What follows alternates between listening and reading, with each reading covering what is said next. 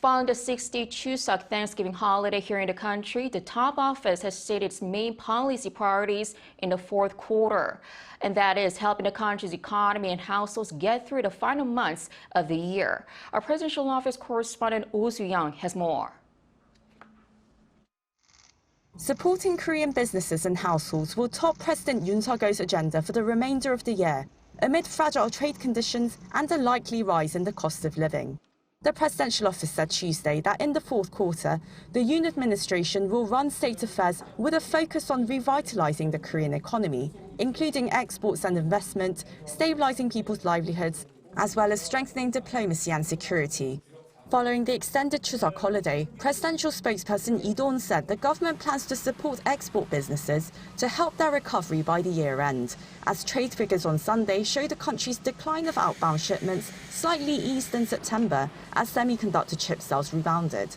Despite the recent turnaround for major trade industries, including chips, automobiles and petrochemicals, Lee acknowledged that trade uncertainties still remain, given Seoul's heavy trade dependency and rising global energy prices. Lee emphasized the government's growing focus on boosting the domestic economy.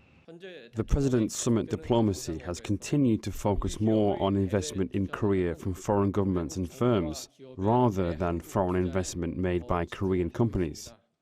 Key pledges include Saudi Arabia and the United Arab Emirates' respective promises to invest $29 billion and $30 billion, which are expected to create high-quality jobs for South Koreans. He added that the Yoon administration will continue to manage price levels and real estate policies that directly impact people's livelihoods. This comes amid concerns that growing energy and material costs will push up food and utility bills in the country, which, according to the International Monetary Fund on Tuesday, saw household debt increase in 2021 by the highest rate among OECD countries since the COVID-19 pandemic.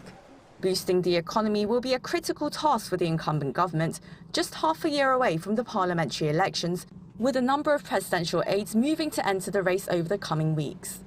A senior presidential official said Tuesday that over 30 aides in the top office are preparing to throw their hats in the ring and resign from their current positions after the National Assembly concludes its annual government audit this month.